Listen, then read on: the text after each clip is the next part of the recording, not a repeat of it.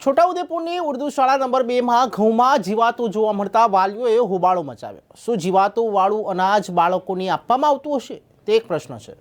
છોટાઉદેપુર જિલ્લામાં ફરી એકવાર જીવાતવાળું અનાજ નીકળ્યું હોય તેવી વાત સામે આવી છે।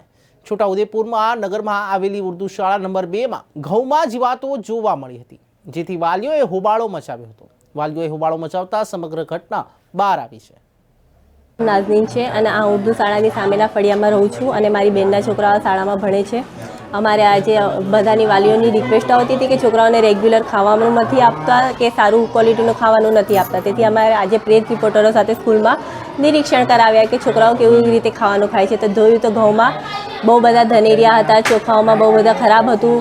અહીંયા મધ્યાહન ભોજનમાં આજે તેલ નથી, એટલે એમને ખબર નથી કે આજે શું છોકરાઓને બનાવીને આપીશું। પછી અનાજની ક્વોલિટી એકદમ લો લેવલની છે। મધ્યાહન ભોજનના બનાવવાના રૂમમાં સાફ સફાઈના નામે બિલકુલ કંઈ નથી અને આ લોકોને પાસે પૂરતું અનાજ બી નથી, ખાલી ઘઉં ચોખા છે, બીજી કશું વસ્તુ નથી। આ પ્રિન્સિપલને બી પોતાને ખબર નથી કે આજે બપોરે મધ્યાહન ભોજનમાં શું બનશે। આ લોકો પાસે કોઈ મેન્યુ નક્કી કરેલું નથી કે છોકરોને મેન્યુમાં શું શું આપવામાં આવશે, જ્યારે સરકાર તરફથી મેન્યુ આપવામાં આવે છે કે 1 મહિનામાં છોકરાઓને શું શું ખાવાનું આપીશું। એક છોકરા પર જે અનાજ આપવામાં આવે છે તો ટોટલ અનાજ બી અહીં નથી। આ પ્રિન્સિપલે દેખાડ્યું બી નથી કે અનાજ એ લોકોએ કંઈ મૂક્યું છે, અહીં નથી તો બીજે કંઈ છે કે કંઈથી લાવવાના છે એ લોકો અનાજ। તેથી અમારી આટલી જ રિક્વેસ્ટ છે કે આ અમારી મધ્યાહન ભોજનમાં છોકરાઓને રેગ્યુલર ખવડાવવામાં આવે। અગર છોકરાઓ રેગ્યુલર મધ્યાહન ભોજન નહીં આપી શકતા તો એમને પૂરતું અનાજ જે મળે છે એ એમને આપી દેવામાં આવે।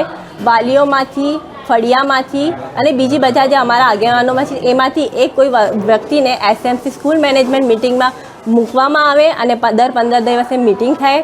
અમને બરાબર રેગ્યુલર અનાજનું નિરીક્ષણ કરાવવામાં આવે કે આ રીતે અનાજ છે અને છોકરાઓને આ રીતે ખવડાવીશું, અને જો આ રીતે નહીં થાય તો અમે આરટીઆઈ દ્વારા આખી લિસ્ટ કાઢી અને પછી એમની ઉપર કેસ કરીશું।